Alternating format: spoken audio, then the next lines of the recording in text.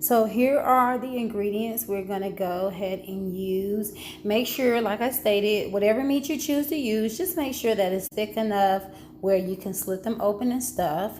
I am going to be stuffing these with dressing, so you will need stuffing mix. I already have prepared my cornbread because I am going to use a cornbread dressing. I also have a Lipton onion soup mix. I have all-purpose flour because we are going to be breading these babies up and dropping them in hot grease.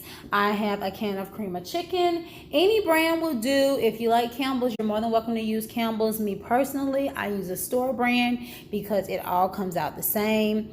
Minced garlic, some butter, some stock. And here I have prepared already some onion and celery that I've chopped finely, and I've sliced a few onions that are going to go, and last but not least, my sliced onions that are going to go on top once I finish this in the oven. So the first thing we're going to do is we are going to take our meat and we are going to slit them on the side. Now listen, I don't care what anyone says about meat and whether you should wash it or whether you shouldn't wash it. I always wash my meat. That's me, okay? So what I'm going to do is I'm just going to take a really sharp knife and just kind of get in there and just split it open. And when you split it open, you want to make sure that you're not cutting too far on the edges. You're just kind of making a little pocket, if you can see that. Now you do want that pocket to be a little deep because you don't want your dressing to fall out, and you want your dressing to kind of sit in the pocket fairly comfortable. So if you can, I don't know if you're going to be able to see kind of how deep I slice it open, but just slice it open deep enough where you can get a fairly decent amount of dressing inside without it coming open. And like I said, you don't want the slit to be too wide because we want the dressing to kind of sit in there securely. So this is just to give you an idea how deep mine is. It stops about right here. If you can get it more closer to the edge, that's perfect. If not, that should be enough because we're only going to probably stuff this with about maybe a tablespoon and a half, maybe 2 if we can fit it, of dressing. And so I will continue to slit these and then we will be right back.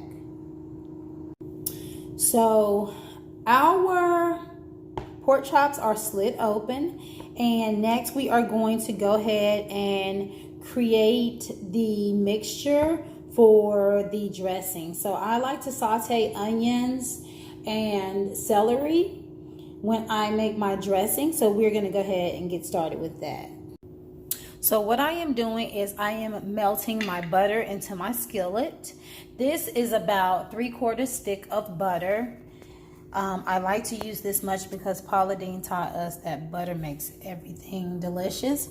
I have my burner fairly high at about 7 to get this butter melted so that we can go ahead and saute our delicious onions and celery. Sorry, y'all, that was so uncalled for.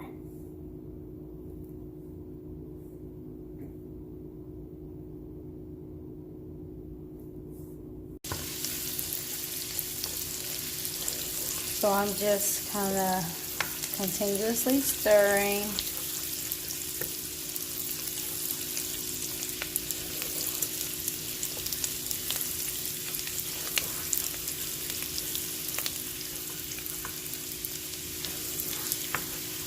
And you just want to kind of cook this until your onions and your celery get al dente. You want them to be tender.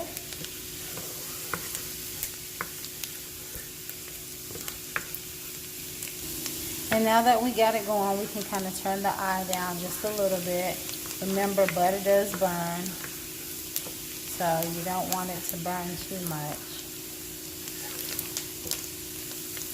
So here is my cornbread. What I'm going to do now is I am going to kind of crumble it up, put it in here, and then put my stuffing package inside as well with my sauteed onions and celery and my cream of chicken.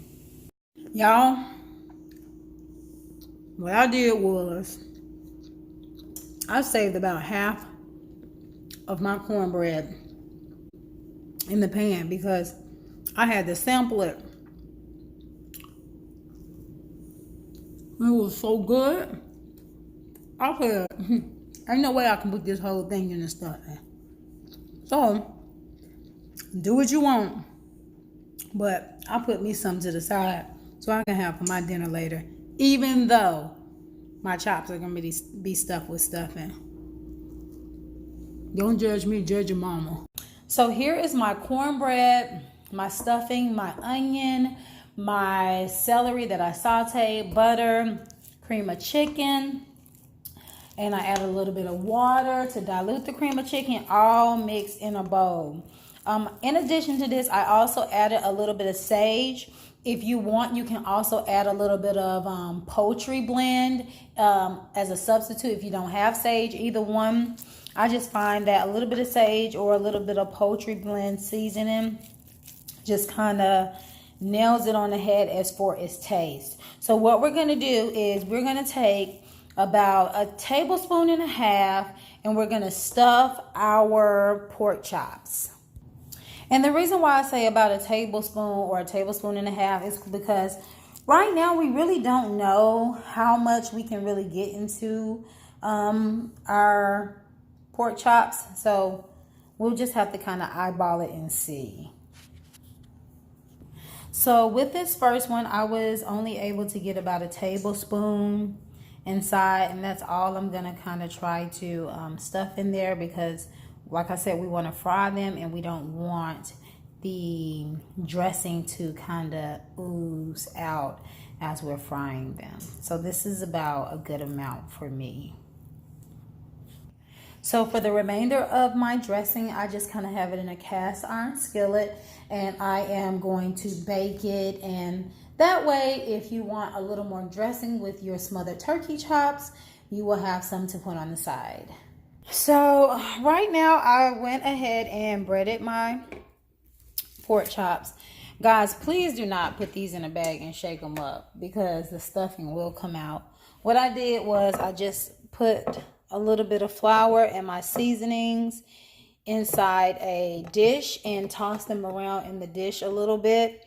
And after I'm done flouring them, I like to let them sit for a little bit and then give them another coat in the flour so that we can make sure they're really breaded well. And then I am going to drop them in the hot grease. So I got my pork chops double dipped in the flour and we are going to drop them in the hot grease until they're golden brown. Now listen, it is not necessary to make sure that these are thoroughly done when you're frying them, because remember, we are going to finish them off in the oven, and you kind of want them to finish in the oven because it kind of brings all the flavors together. So I got my grease going, I got it turned up a little bit. I went ahead and filled it up a pretty good amount because I do want my chops to submerge inside the grease.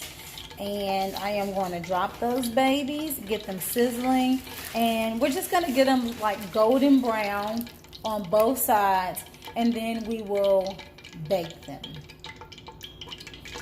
Another little trick I like to do when I am frying anything, it could be salmon croquettes, it can be pork chops, some other turkey chops, is to add just a little bit of butter inside my grease. When you add a little bit of butter to the grease, it kind of keeps your meat or whatever you are cooking a golden brown. So if you want to just add about a tablespoon to the grease. So we've dropped them and we are just gonna let them fry up pretty good. And then we're gonna transport them to what we're gonna bake them in. So here are my pork chops just lightly fried. We're gonna go ahead and make our gravy, top them with the gravy and bake them. So now I am melting my butter. We're getting ready to make our gravy. I melted a whole stick of butter because we're gonna need a lot of drizzle for the sizzle. Don't look at me. Somebody that didn't want to help me record but wants to eat this dinner. Who will help me pick this grain? Not I, said the cat. Not I, said the dog. Who will help me eat this bread? I will, said the cat. I will, said the dog.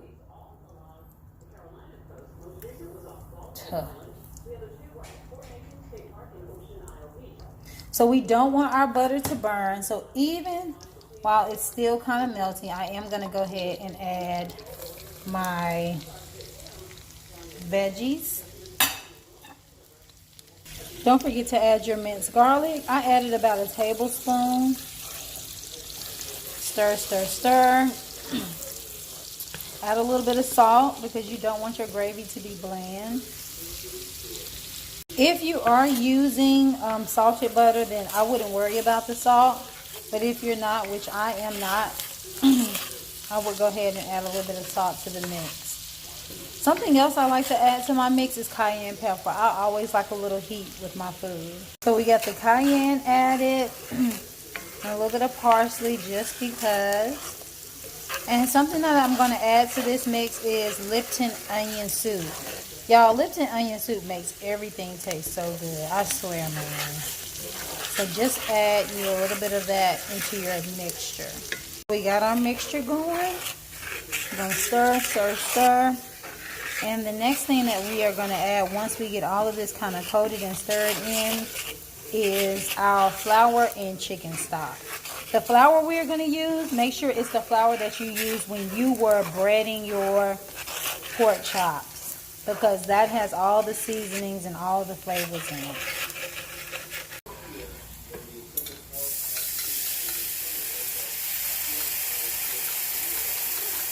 So what I'm doing is, this is my chicken stock and the flour that I had from earlier. I'm just giving it a whisk so that there's not too many lumps in the gravy. We are just going to cover this. We have our onions in there, and you got to kind of mix in there pretty good. I'm going to cover this and let it finish in the oven. I would say maybe about 45 minutes.